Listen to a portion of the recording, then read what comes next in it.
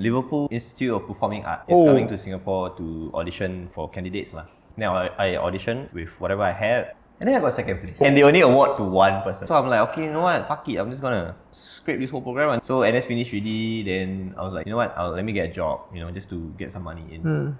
On my first or second job, they asked me to load up a grand piano. And then I drive there, then I realized it's SP. They probably put on the stage. And this is the auditorium of my school. Then I was like, yo, what date is it today? The lady that picked up the piano from us gave me the date. I realized that, dude, this is the day that I was supposed to get the award. Oh, you delivering the piano for the first place, guys. Oh, shit! What the fuck? I just went out. Like, yo, dude, God is fucking with me. Okay, welcome to another episode of Revelry Podcast, and today our special guest Z from BRB. Let's go. Hi. Okay, maybe we can talk a little bit about the origin story, because you are, I guess you are in a lot of like collectives and a lot of like bands. Collective bands and I get around. Yeah. So, how do you even get your start in this whole entire music scene? Honestly, it's because of a girl. Play love songs, No. with your recorder. Okay.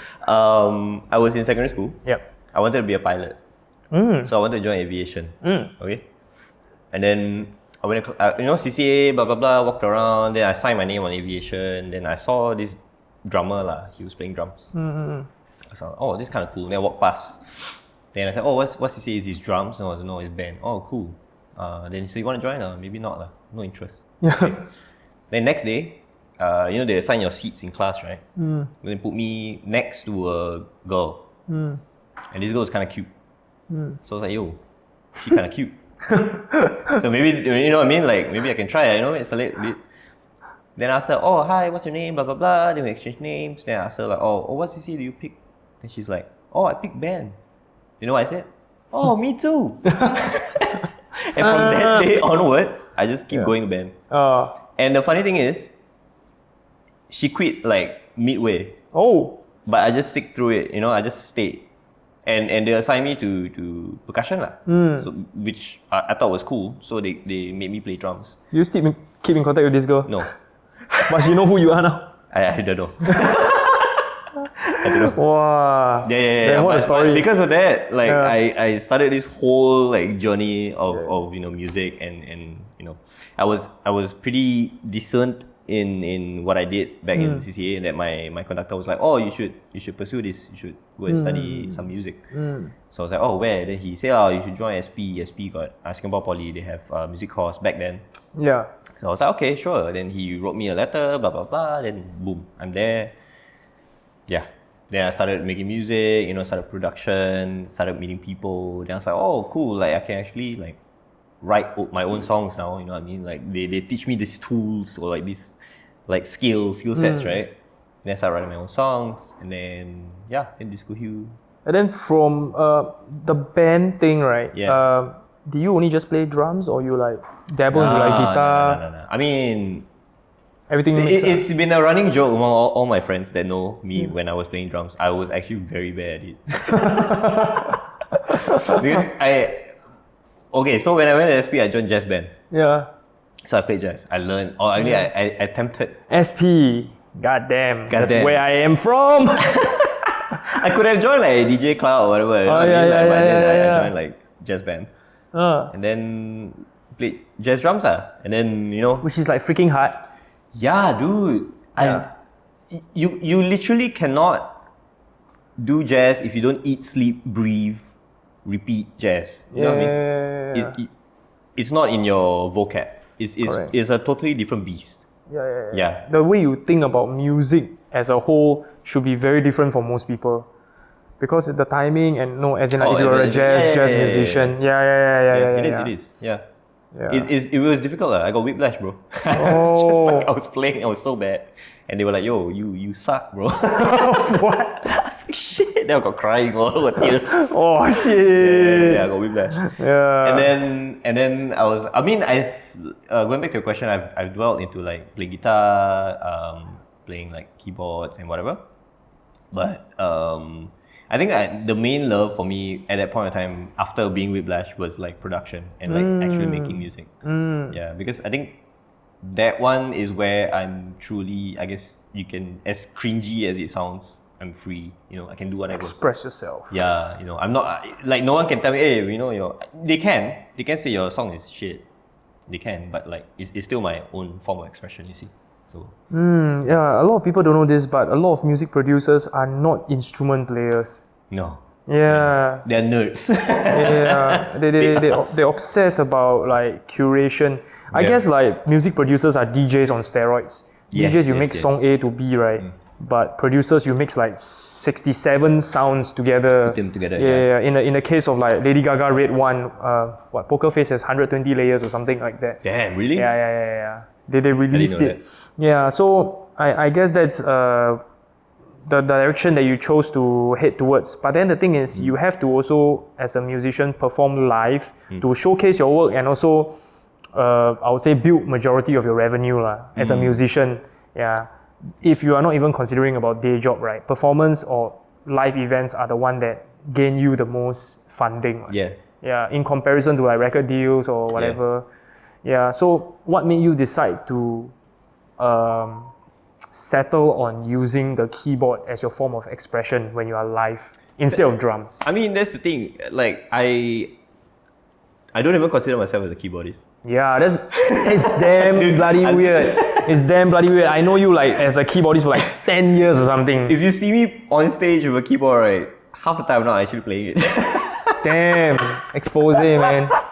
It's real. Like people until today, right, will drop me a text saying, hey, you know, my keyboardist can't make it for this show. You think you can like hop on and you know, I will pay you, you know, as a sessionist, right? Hey, I just straight to them, bro, I'm not. I can't. I can't do that shit. Not programmed. Yeah. The reason why I play keyboards is because I wrote those songs and I know those chords. Yeah. And I mean, as a producer, there's a lot of like cheat methods, right? You can have like 12 different notes in one scale, you know what I mean? Just press all at the same time. But you only got 10 fingers. Exactly my point, right? So what I do is I'll just take all those notes, put it in a pad, or take all those notes, put it in a key, or you know, there's one layer of synth. Yeah. Basically, everything. It's tricks, which is why I picked keyboards in the first place, because I can do all that, you know.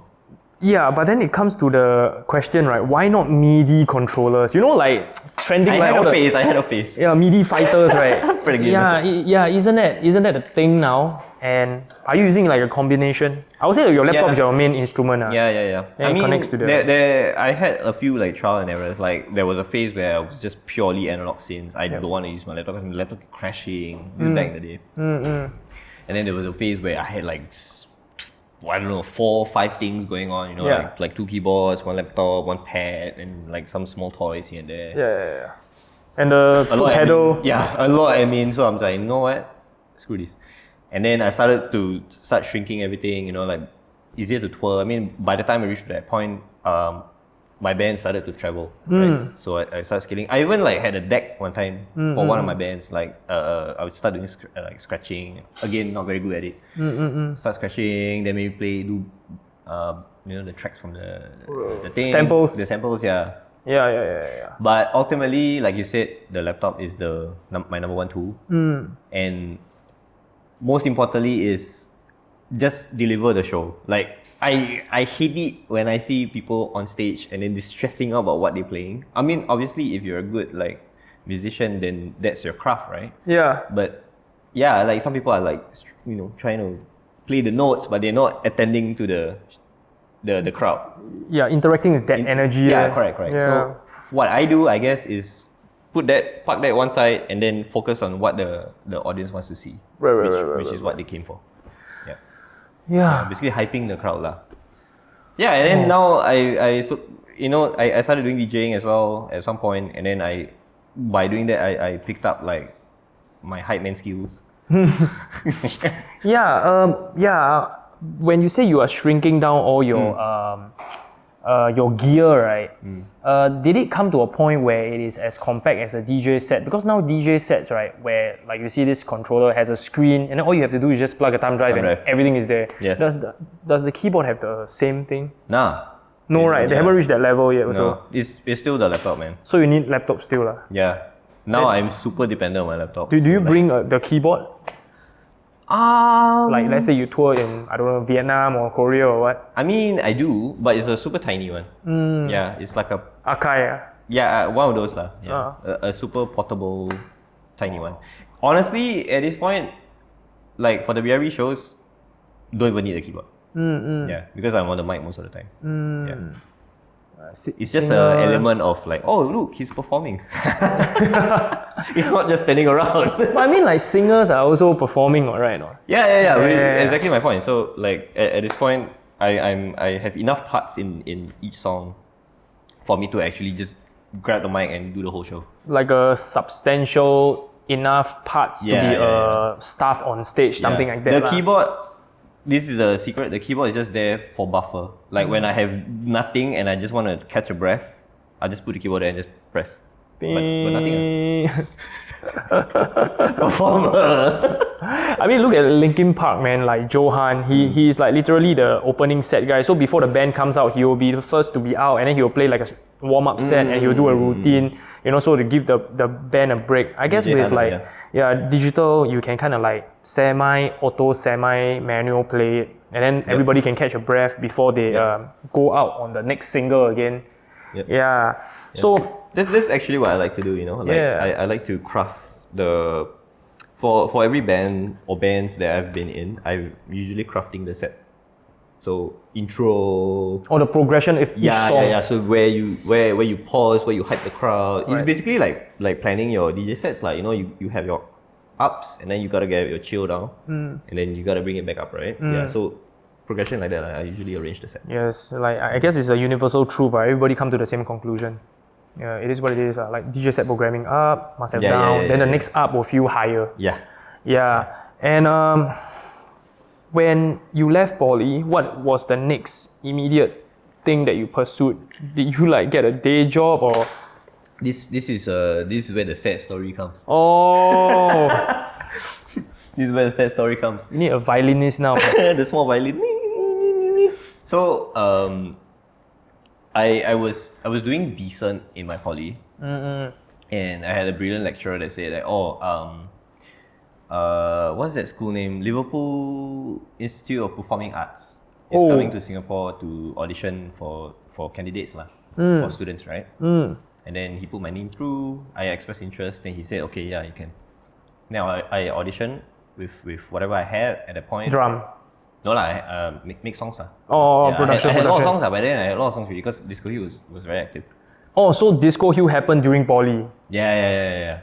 Okay. Yeah. So we'll get into that after this. Sure. So the Liverpool thing. Yeah. Then I went for audition. Then maybe a month or two later. But by then already I was in NS lah. Then the news came out that I got selected. I got selected. One thing. Secondly, they gave me a scholarship. Because they like me lah. I think, I hope. They got me a scholarship, and then I went to get more funding from the government, Mendaki. Okay? So I did all that. Had to audition lah. Had to fight with other like people, trying to get the funds for like masters or whatever. I mean, I'm saying all this is because like my parents couldn't afford it. It's super expensive. Yeah, like having a degree in Liverpool is super expensive. Plus the accoms and everything. Yeah, mad expensive. Yeah. So I was struggling with that and I was working really hard to get the funding. And then I got second place. And they only award to one person. Oh my god. Yeah. And then do you remember the first place? What did he do? Is it like classical or what? I didn't get to see him. I mean, I did get to see him eventually, but I'll get to that. Yeah. So I was like, shit. Yeah. Now what? Right? Yeah. I know I can't study. Yeah. And my parents can't afford it. So I'm like, okay, you know what? Fuck it. I'm just gonna scrape this whole program and fuck it lah. I cannot. So this after poly lah? This after NS. After NS? It's like like towards the end of NS. Oh. Yeah. So NS finished already, then I was like, you know what? This is right after NS. Yeah. You know what? Let me get a job, just to get some money in. Yeah, so I worked in Ibenex lah. I start, just set up things, blah blah blah. Ibenex. Yeah, what's it's that? like a company that supplies equipment lah. So if you have a show, they will put like speakers. Event company. Set up for you lah. Yeah. Okay. Yeah. So and on my, I think my first or second job, because I have a driver's license, so they asked me to drive the truck. On my first or second job, they asked me to load up a grand piano. Whoa. A massive grand piano. So I was like, okay, man, I guess I cannot go study. This is my job now. You know, damn heavy with these other dudes. Like, what? Why? Then I put on the truck. Then the day was fucking hot. I was like, oh my god, this is the worst. Then drive. Then I asked the guy, where's the address? Where do I deliver this to? Oh, then give me the address. Then I drive. Then reach already. It's like, wait, this place looks damn familiar, dude. I was like, okay, never mind. Then open the gate. Then I spoke to the security guard. Then he was like, oh, why are you here? I'm here to deliver a piano. Deliver a piano? No, not here. Then, Then I check the address, then I check the place. Bro, the place is Mendaki. That's strike one, I say, okay, deliver to Mendaki, whatever. Then the new address came. Then wait, I know this place. I go here all the time. Then I drive there. Then I realize it's SP. Oh. Then okay, never mind. Then we carry the fucking heavy piano up the steps lah. You know, it's damn big, dude. Then we put on the stage. And this is the auditorium of my school. Then I was like, yo, what date is it today? Then the lady that picked up the piano from us gave me the date. Oh, it's this date. And think very hard, right? I realized that, dude, this is the day that I was supposed to get the award. Oh, you delivering the piano for the first place, guy? Oh shit! What the fuck? I just went out. Like, yo, dude, God is fucking with me. Mad place, bro. Like, yo, fuck, this is man. so bad. Oh, I was just thinking like, is that gonna happen? What the hell? What a coincidence! Yeah. What the hell? It's like double whammy, bro. First, you don't get the award. Secondly, you got a award. You carry this heavy ass piano for the guy who won the award. Wow. So it's like classical, that guy. I have no idea. But it's for the event. But it's a rental. It's a rental, yeah. Wow, then you must collect back. Yeah. What the hell, Yeah, it man? didn't end there, obviously. Yeah. Yeah. What the heck? Then I was like, yeah, shit, man, this sucks. Fucking hell. What the heck, man? Yeah, I mean, at that point, I was trying to figure out like what I want to do in my life and all that. You know, I definitely still want to write music. And I think that's where like we pick it up a notch for Discohue. We started to write more songs. We plan an EP, we plan a launch. We you know, everything like all the works at that point in time. Doing music in Singapore is extremely hard. Everybody in Singapore knows that. And what gave you the confidence to continue when one song didn't work out, one song didn't make you famous, one song didn't make you famous? You know, you just keep going. Just grind on, yeah. Yeah, but what is the how to say motivation behind it? Or you just do it because you like it? I think it's the fact that for me, there's no backup plan. And I mean, I wanted to do it. I mean, aside from the girl story. Yeah. But at the point in time, I wanted to, like, I knew this is what I wanted to do. Yep. Like, I had the skill sets for it. And I mean, some of the songs that we put out wasn't that half bad lah. It's not bad. It got some traction lah. And it almost feels like every time you hit the stage, then you get this surge of adrenaline, and you cannot get it anywhere else. Oh, addicted. Yeah, bro, sangkut, bro, big time.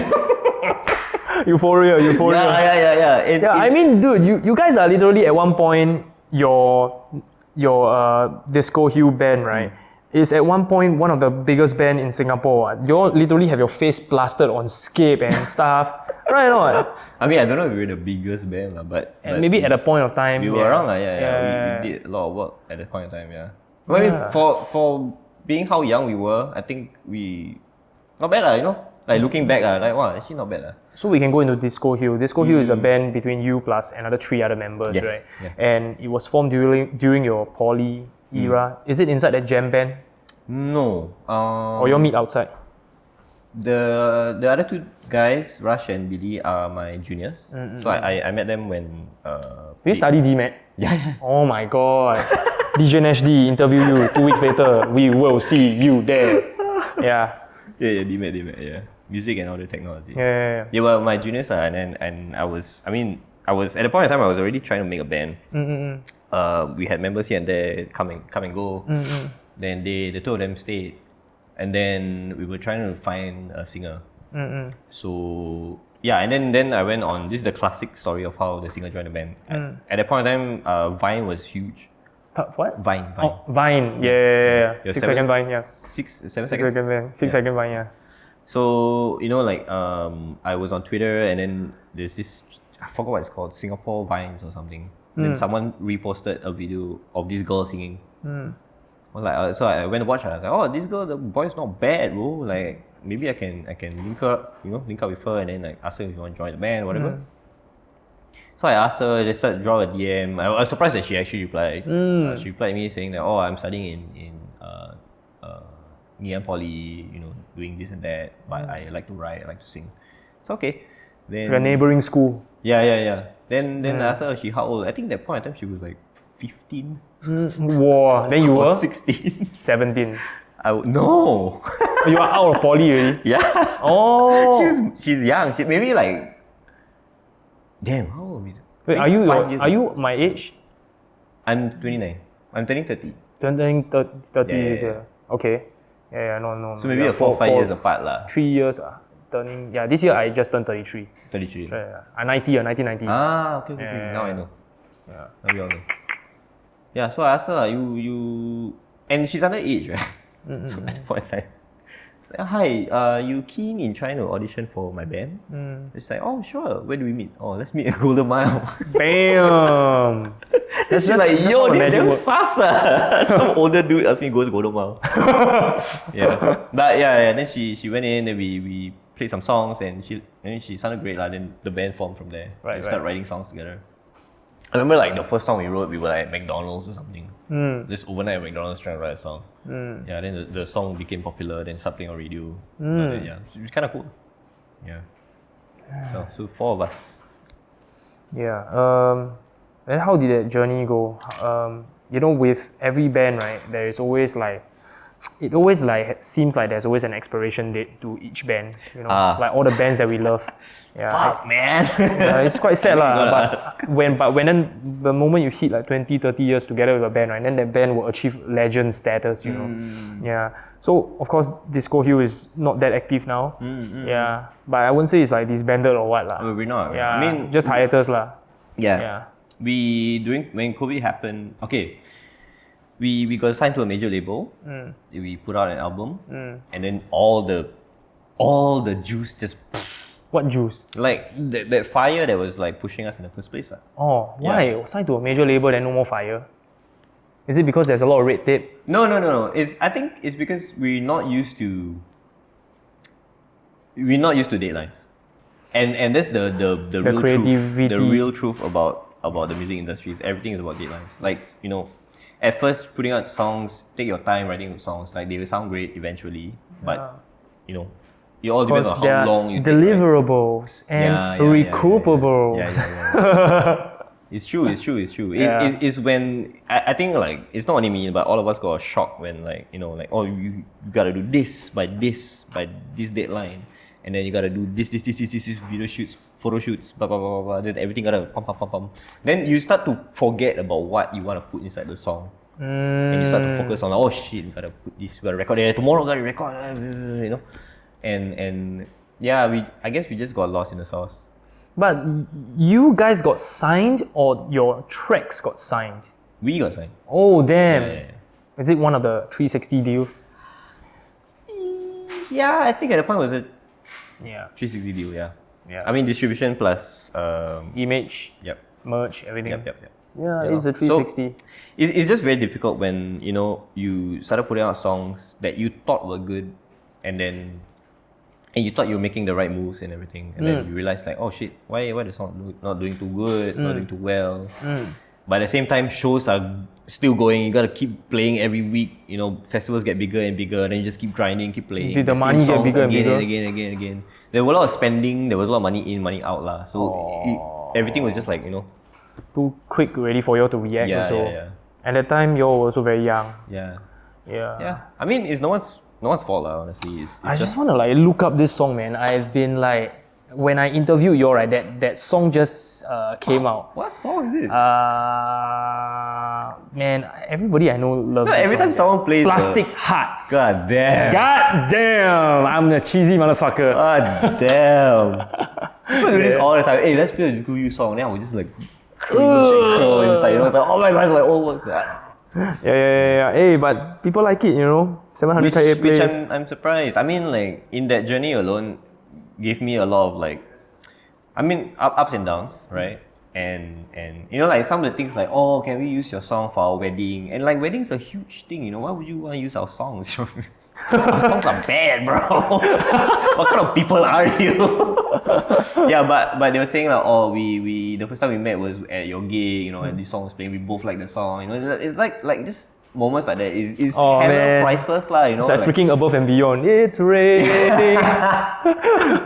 Yeah, it's priceless, and honestly, like you can't get this kind of feeling anywhere else, I feel. Which is why, going back to the question, what kept me going? Yeah. And then afterwards, when Discohue was kind of like slowing down, the BRB happened. It was just 3 dudes who were barely friends at that point. They were just like, oh, you know what? Let's try something. Then we tried, and then we made a song, and then the song just slapped everybody in their face. I was so shocked. Well, so the first song, the first release. Yeah. What was that track? It's called Cool With It. Cool With It. Yeah. Yes, correct. Yeah, and how did you all even meet? So, I knew the 2 of them already. I knew the singer Clarence because one day I was working for Ibanez at one point, remember? So I was setting up a wedding. I was putting out speakers, there's these 2 dudes in their guitars were Performing the wedding. Yeah, I was like, wow, man, this looks cool. I want to be that guy instead, you know what I mean? Instead of like setting up. Then I went for a smoke break, then they also went for a smoke break, and we talked to them. I was just alone, it was just me and the 2 dudes. One of them was Clarence, then we talked about like, what you want to do next, blah blah blah. Just like, deep talks. Yeah. In the smoking area. Smoke break talk. Yeah, smoke break talk. And then Third member? The other member was Mark Lian. I was a huge fan of his band. Quick Danger. I'm not really in a band since I'm not but very Quick sure. Danger was massive to me, lah. Back then, Singaporean band. Yeah. Like they put out great covers. Like everything was so polished about them. Like their songs were like super polished as well. Yeah. And this was what 2014. Whoa. Yeah, at the time, like songs, if you think about Singapore music, at that point in time, it was like rock and Still in grungy. infancy also. You know what I mean? And suddenly this band just popped out and everything was so clean, and so polished. And I was like, what the fuck? Yeah, so I was a huge fan of his band. And then Discohue had a gig one time. And at the same time, Gail was playing, Gail Nova. Gail Nova, of course. Yeah, she was performing. And I knew that Gail and Mark are married, lah. So Mark was there. Yeah. So I was like, oh shit, dude, hi, nice to meet you. Like we made friends, and then after the gig, we went to karaoke for some reason. Display your skills, bro. Yeah, all of us just went to karaoke. And Gail and my singer at the time, Sherlyn, was just like, head to head, belting it out. Yeah, we're like, yo, chill, man. Yeah, hold on. Yeah. Then that's why I made friends with Mark, and at that point in time, I was still trying to figure out my production skill. Yeah. So I did a lot of like house visits. I had this thing where I go to a producer's house and then see how they work, and then you just exchange songs, exchange knowledge or whatever. So I went to like Mern's place, I went to Fox's place, I went to Mark's place. I went to a few other people's places, Mishoria as well, to see how they work, so I can kind of get a feeling of how other people work, so I can be better. Yeah, I was thinking about that also. Yeah. Very, very important. So from then I've made like a certain connection with Mark and Clarence. How they know each other is because he was a producer and he was trying to produce something, and then he was looking for a producer. Then they met each other. There's a different story. Damn. But then the 2 of them met up, supposed to make songs for Clarence for major label thing or something like that. It turned out to be a song that the 2 of them is a duo. Yeah, like, oh, let's just make a band, you know what I mean? Yeah, they had the first song called Talking to Myself, which is our second release. And then Mark was saying like, oh, maybe we should have a 3rd member, like just to solidify the whole band thing. They didn't want to be a duo because he already did a duo before. Then he got me. Then when I went in, we wrote Cool With It, and then we released it, and then the rest was history. Bro, you catch a breath.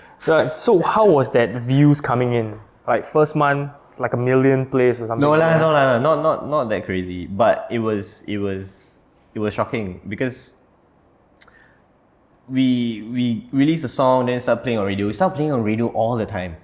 Like people. When looking back, I realized it's just good timing and the right genre. And sometimes this is very important in what you want to release. Do you release it as a label release or self-release? At that point in time was self-release. We were doing like DiscoKid. DistroKid. DistroKid. Wow, then that big release happened and everybody's just like, what the fuck? You know why? It's because for some reason a Thai channel picked it up and they made a video out of it. And this is very common. Like Discohue had one before when an Indonesian channel called Indie Local saw the song, liked the song, they put it on their channel. So the same thing happened to BRB, but this one is a Thai channel. So basically what they do is they just translate lyrics, English lyrics to Thai lah. So they did that, and it got traction in Thailand, in Bangkok, or some parts of Thailand. Yeah, then that's where the streams started pouring in. The Alan Walker faded effect, where they dub your music onto other videos. Yeah. Wait, but now there's TikTok lah, so it's super common now. Yeah. But back in the day when Alan Walker did it, Yeah, it's true. Yeah. Sometimes you just need a push from external sources. Yeah, it's always external like that, forces. We it was doing okay in Singapore, but then when it got picked up in that channel, it was like, yo, what the... Yeah, which is why music is like so unpredictable, and a lot of people are very afraid to pursue it as a career, because like you yourself, the track, right, you also don't know how other people will perceive. And there's also another unknown factor of who will share your music. So many unknown within unknowns, right? Yeah. Then of course, when you release it is also... Yeah, lor. You know, it's like there are sad stories where an artist plan so long, then they release it on this day because they want to release it on that day. And then on that day, right, some bad tragedy happened in the world. Then everyone's just talking about that tragedy instead of focusing on any new releases. You know, it's like really unknown, unseen forces. Yeah.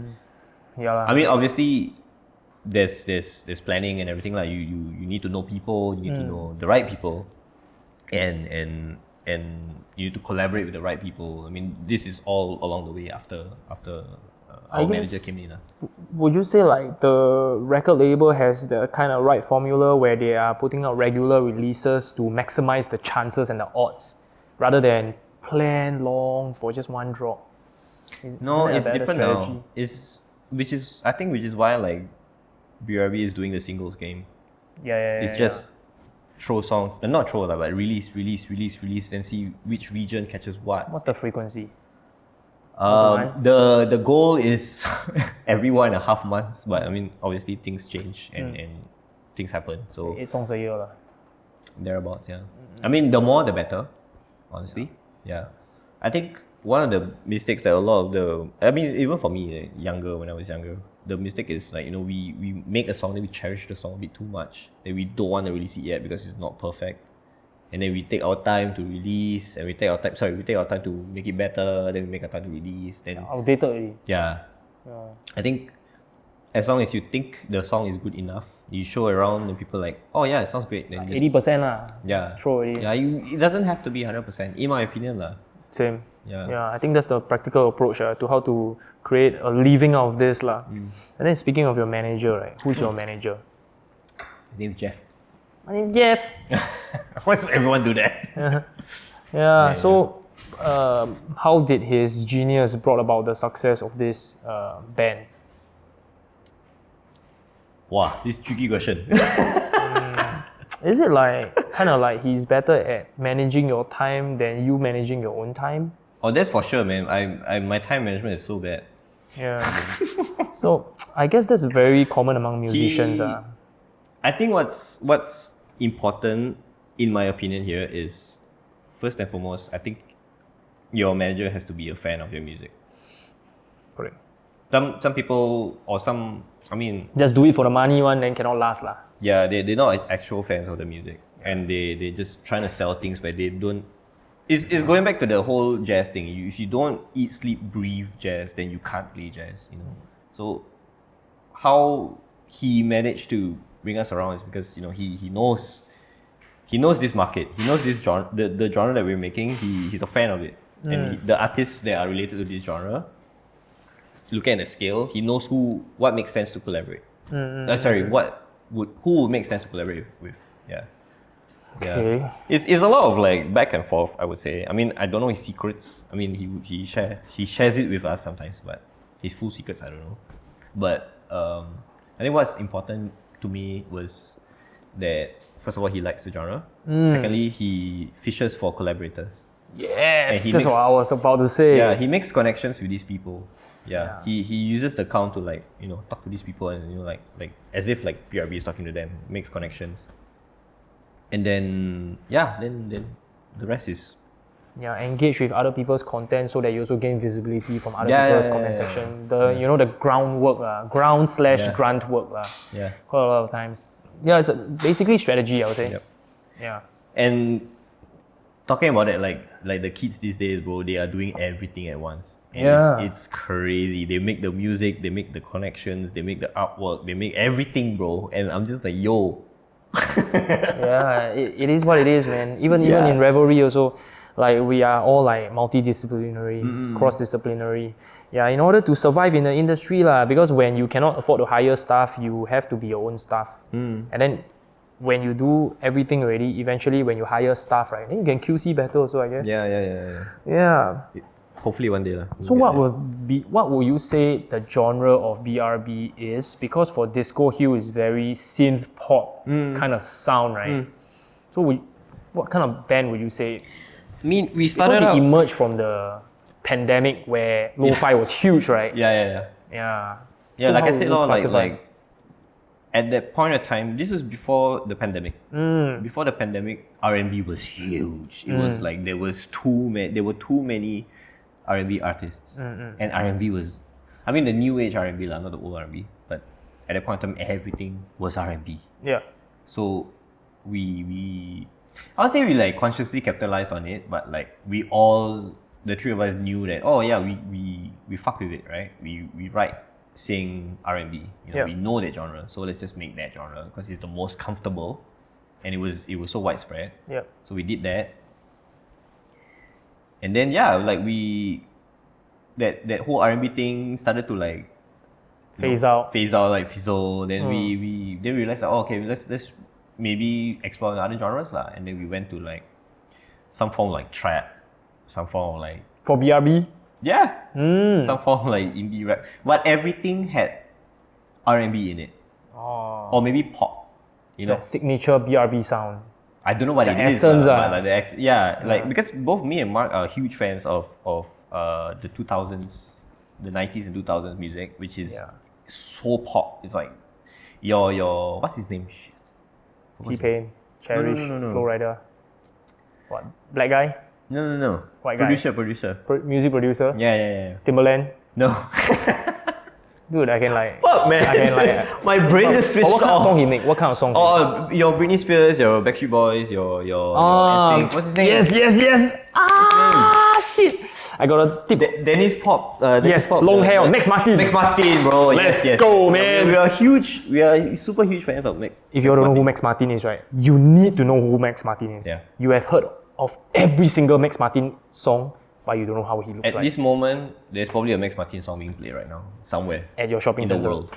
Somewhere in the world. Confirm have one. Correct. I think he has a record holder, right, for like 40 number ones in a row or something like that. Yeah, it's crazy. Every song is by him. Every song is, Yeah, so we are huge fans of Max Martin. Just his hooks lah. Yep. Is something about what he said, because he was once he's a DJ as well back then, and he said that when he's in the club and if the first 2 seconds when the DJ drops a song, the first 2 seconds didn't interest him, right, then it's not a good song.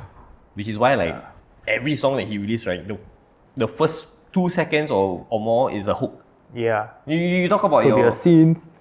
Or toxic. Every this song fire, what the hell is this? Yeah, straight away. And I think he said something very interesting also. He said because he's Swedish, right, and English is not his first language, so he tend to not overcomplicate the words. So people from all around the world can sing the song. And I think like that's the formula that BRB has been, like, what's that word, right? using lah, you know. It's because first of all, I'm not a writer. The best lyricist in the band is, in my opinion, is Clarence. He's the storyteller. Yep. And I'm just a crap or shit songwriter, but I can hear hooks. Like if it plays in my head a couple of times, then oh yeah, it's probably a good hook, right? Yeah. So that's how we balance each other. I would just come out with like, oh, let's sing this, you know. Because my English not good, you know what I mean? I can say that. Yeah. Then he will use the words to like craft the story. Yeah, and BRB has come thus far as like indie. And did you all sign a record deal eventually? Or still indie? We are still indie, but Damn. we signed a licensing. We recently just signed a licensing deal for our songs lah. But what's the point of the licensing deal? Advance lah. So they give you advances. yeah. So now we can use the advance to like. So the deal is for the next 12 songs you produce, something like that. Not for your back catalog, right? Yeah, I mean for the back catalog. So if you sell the back catalog, then it's a bigger sum of money. Oh, so you all decided to put the back catalog in as well? Yeah, some of the songs, some of the back catalog, not all. Yeah, but is it wise to do that? I mean, look at all the big musicians nowadays, Taylor Swift, everybody trying to buy back their masters, you know? Yeah. I mean, we've signed. I don't know what I want to say. We've signed some deals here and there that didn't make sense at the point of time. Okay, it made sense for us at the time because we were small. Then looking back, realized like, what the fuck. Anyways. Yeah, like you can only do as best as the knowledge as you have right now, lah. Yeah. It's like nobody's fault, you know. Yeah. I mean, it's a moving what's that, wheel lah. Eventually, everyone has to play a part. You know, every decision we make now has one way or another has to work, you know. So you get the advances to tour. Yeah, and anything like tour to market the songs, to but maybe the fly collaborators. tour is you paid for yourself, like to create the marketing tour. Basically, it's a recoupable term. So pay first with advance, then money come back already, then pay back. Oh yeah. Okay. So the tour is essentially like you pay back the loan, sort of loan. Yeah. Right. Yeah. I mean, not all tours are like that lah. Some shows pay enough for us to just fly there alone, and then with the extra money we use it to maybe play regional shows. Damn. So all these shows how did it become formulated? Were you guys invited to play at a venue, or you all throw parties yourself? A bit of both. Yeah. So I think like maybe if there's a festival that wants us to play, then they will pay us a certain amount. Then we'll go there. Then might as well there. Adjacent to that big festival, maybe we'll plan a show. Maybe plan some writing while we are there. Plan a small show. Wow. Like things are a bit more modular. Depending on where we are, like which country we are at, and who we know. Look at Singapore, we try to throw events so difficult already. Like trying to attract our own people. Then you go to a foreign country, you need to attract foreigners that you don't even know. Hey, can I just say like the crowd in every country is so different. Yeah. And Singapore's the worst. Oh shit! Okay. So in what sense? Like, for example, if you play an unknown song in Vietnam or Indonesia versus you play an unknown song in Singapore. Yeah, like I don't know what it is, but like. Is it we are conservative? We scared people judge us? Maybe. Yeah, we're less what's it called, like showy, or we're less enthusiastic. Risk adverse. Yeah, and when you play to a small town, maybe like say Busan or Tainan or something, people just show up. Like they don't know the language, they don't know the song maybe. So it's actually easier. I would say it's easier lah, but just being on stage and just receiving the energy. Dude, we've played like a 7-piece crowd before, and the energy is just cannot compare. 7-piece crowd? Yeah, like the crowd was 7 people. Oh. Yeah, and the energy was like crazy. Like you can't compare that to maybe a huge Singapore crowd sometimes. Yeah, they just stand there and just like, oh, cool. Yeah. Yeah. I mean, I used to work at Zouk, right? And it's always like at maybe 10:30 the crowd start coming in, but it's very slow, and then they always leave the dance floor empty, and it takes one crazy white guy to start the dance floor, and everybody just go in, you know. Shy. Yeah. Or just to like you say, conservative or something. Yeah, They malu, they don't want show face. But I mean, playing overseas, I know that. I don't know whether it's true or not. Don't quote me on this, but like the crowd feels like they are there for you, but here in Singapore they are there for them. Or the venue, or for their friends. Yeah. Just not for you. Yeah. Not for the artist lah. Not for I mean, obviously some bands have their own what's it called, a fan base and whatever. They come for the bands lah, right? I guess which is why it's best to throw events at places where there is few walk-in, so you can really gauge your true fans before actually bringing it to like a bigger venue and diluting it with the masses. Right. Yeah. I mean, got a bit of gauge lah. It depends. Depends where you are, what kind of songs you're playing.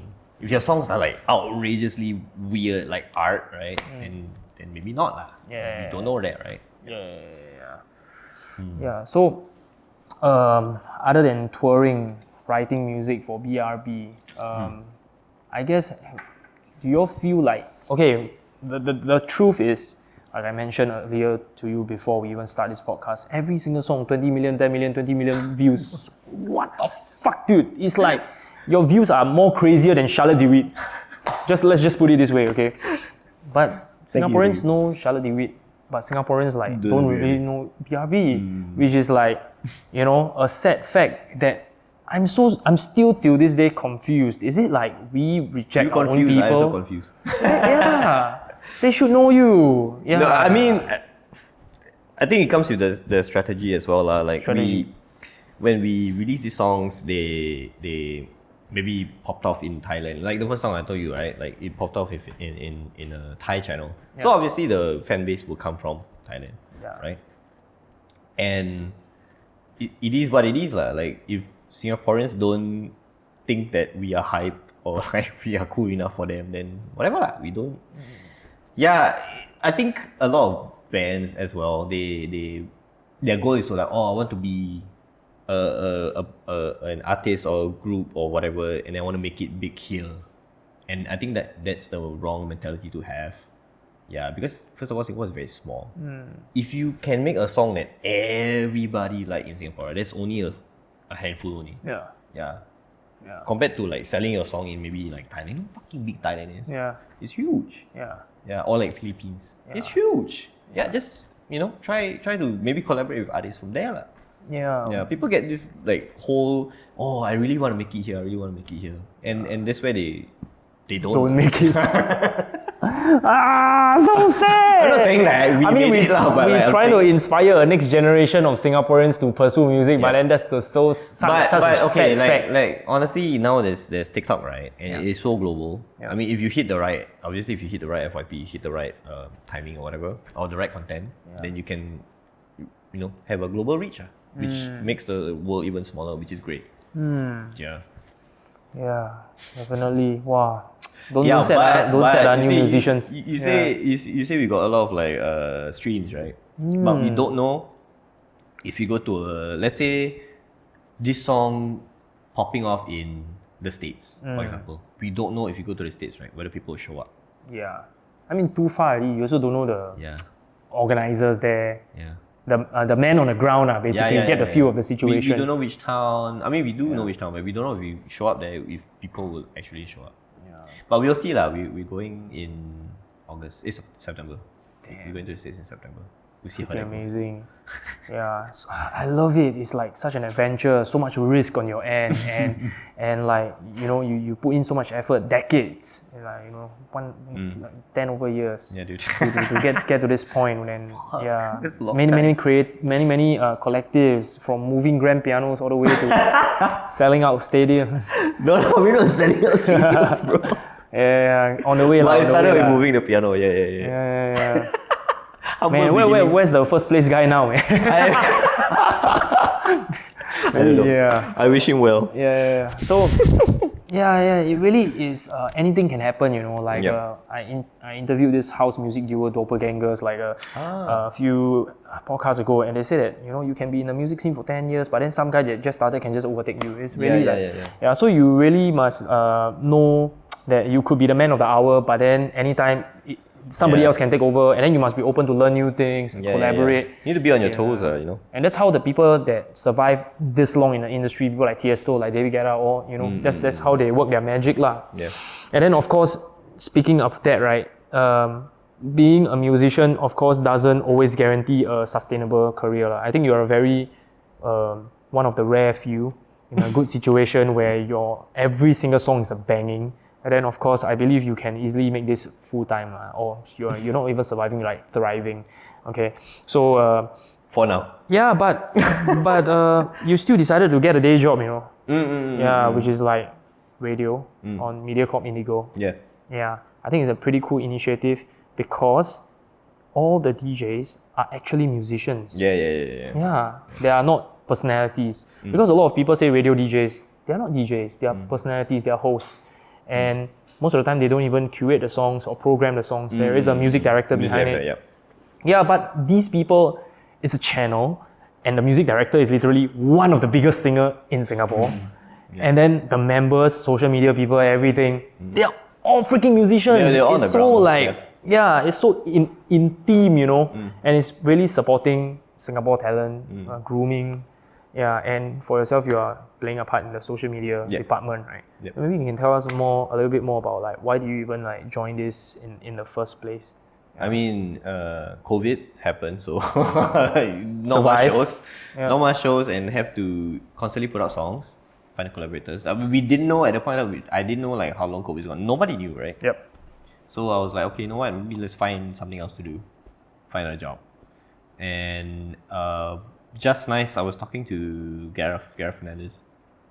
He was at the point in time was in Mediacorp, and he wanted to open up a brand new Lush. Right. I mean, rest in peace Lush, but it's time for a new one, right? Lush used to be a channel in Singapore that supports local music and a little bit more avant-garde kind of sound, right? More alternative radio, sounds. The only difference was, he told me the only difference was this channel is not going to be on radio. It's not going to be free to air, and it's only going to be on the platform we listen. So I was like, okay. Then he said on the team there's Charlie and me. So I was like, okay, let's do it. Then Charlie started to bring in other musicians or curators to be DJs. You know, we had Wish, we have Daniel Peters, we have Krista Joy, we have Omar Kenobi, and we have Asian Pop Weekly as well. And they all, you know, they are spreading they are covering different parts of the Singapore or the Asian rap band. Yeah. So I think it's a cool platform. Like honestly, Singapore music platform where? Where? You know, there's so little representation, and I think this is a good initiative. To have, and it's been great. We've recently just did 2 seasons of this thing called Recess, where we bring in bands and acts to perform in a Triple J type setting in the studio. We have that, and then we are constantly trying to come up with content, you know, and we trying to come up with more outrageous content at the moment, something that would just catch the normies out there, hey, what's going on? Clickbaity is really the way to go now. Which is difficult because we trying to sell, or we trying to promote local music. At the same time, people in Singapore not really interested in local music. You know, they just I just like to listen to that song everyone else is listening uphill battle. But it's difficult for sure. But does IndieGo have plans maybe a success model after BRB where you know promoting it overseas will actually gain you traction in Singapore? It's like JJ Lin effect, where you are overseas famous, or Kaigo, you're overseas famous. Okay, the newspaper write about the you. initial launch, the platform is geo-locked to Singapore. Like everybody's TikTok account. Yeah. I mean, obviously with TikTok we can branch out, we can get international reach. International reach, right? I mean, one of the successes we had was when we interviewed Joe Flizzo, Malaysian. Whoa, listeners Omar Konobi and Joe Flizzo. God damn. Malaysian listeners just started flooding in, but then they realized, oh, we can't actually tune in. Yeah. We can't actually tune into the radio. Yep. Because it's blocked to Singapore. Yep. Yeah. So that's that. But moving forward, we are now reprogramming everything. Can't really say too much, but we are reprogramming everything. Yep. And hopefully it'll be better. Yep. Yep. Yeah, man. IndieGo is such a legendary platform, and legendary. yeah, because I guess it is really like the first mover in that direction, where you are like shouting out, "This is how you support local," you know. All right, rather not shouting, rather than saying you are doing it with action, proving it with action, you know. So I guess, is there any other platform that's like doing kind of the same thing? I mean, there are. Not say platform lah. I mean, there are collectives out there. Singapore Arts Council giving grants and all that kind of thing. It all is supporting local. Night fairs. Yeah. There are a lot of like those are platforms as well, you know. Initiatives, but it's just not on your traditional radio or. Yeah. But let's be fair, traditional radio is, you know, like when's the last time you tune in to radio? I guess in Singapore also you don't really have to drive, so radio doesn't really play a big part lah. Yeah, but speaking of radio, what do you see the future of radio holds? Like, you know, does it gonna be impacting our lives, or is Spotify gonna take over? Because the fact is, radio channels and radio stations all around the world are still flourishing, you know. Yeah, and despite Spotify coming up, TikTok coming up, it's like they are like bulletproof. Yeah. Here, honestly, maybe like worldwide. Can think about like worldwide, not just in Singapore. I think we just need to be a bit more modular about it. Yeah, like things are changing. Things are constantly changing. First, you have TikTok, then suddenly we don't know what's next. You know what I mean? It's the same for radio. And radio could evolve to become on TikTok instead. Yeah. For all you know. Yeah. That's still considered radio. I mean, I think like some of the radio stations are already doing that. Moving, or like not say moving, but like promoting the programs they have on radio on TikTok, on TikTok Live maybe. Yeah. It really depends on what's out there, like, you know, like who's consuming what where. Then we just have to like, you know, correct. like you have podcasts and radio stations on Spotify as well. Spotify, Apple Music, you know. Yeah, maybe we can go there too, you know me. Yeah, you need to plant your seeds as many places as possible lah. I see quite a lot of. Recently, I picked up on this Bangkok Community Radio or something like that. Yeah, huge, man. Oh my god. Stumbled, I don't know how. Like how these people is like making waves, man. Yeah, and of course like circle music where they. I mean, okay, but like you see, like for just Bangkok alone, the amount of people there, the amount of support they give to their local music. Yeah, different lah. Because it's their own language, you see. Yeah. Yeah, here different lah. I guess look at find a way lah. Look at our friend Erwin Linden as well. You know, in Singapore he's just working as like a bar staff, but then he goes to Thailand, and then people give him opportunities, and then he come back and he got this plethora of gigs in his portfolio, right? And then he start doing more stuff in Singapore because he has that back catalogue, I would say, or recognition from another country. Yeah, so I guess his CV stacked. Yeah, stacked, dude.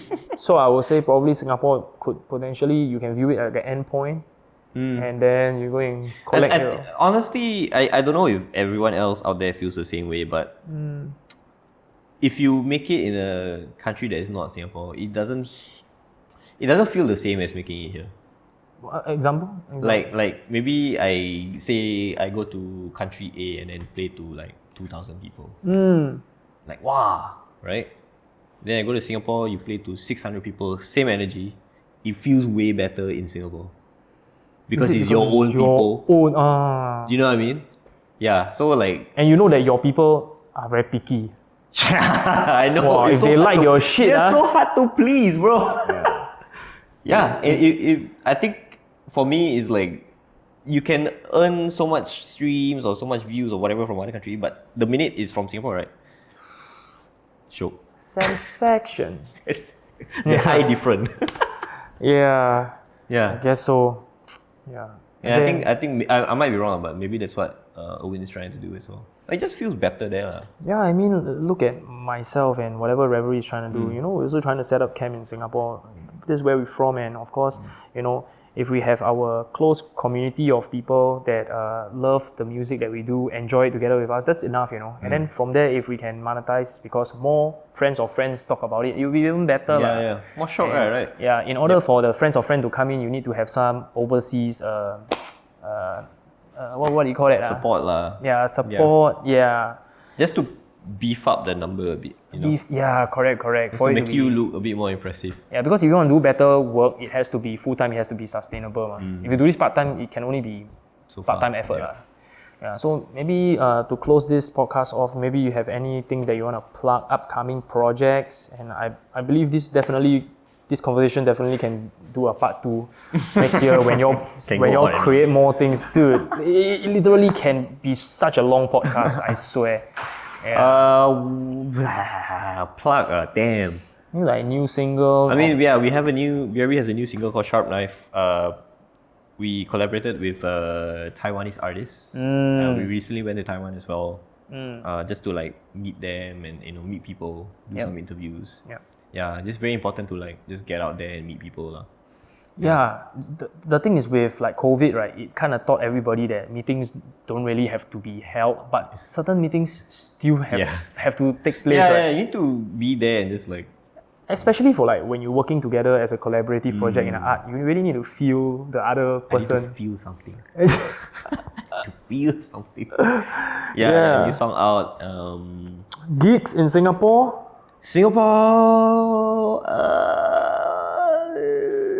Not yet. Right. Our next Is it a conscious effort to not gig in Singapore? No. Right. Okay, it's a conscious effort to not gig too much in Singapore. Because same people will just keep going, they will just get bored. Very little people. Yeah. Only so few will come, you know what I mean? It's always the same people. Correct. But yeah, we are flying to the States, North America in September. And then the rest cannot say really. Whoa. But got shows. TBC. Okay. Great. This is a fantastic one. Revelry podcast with Z. Thank you so much.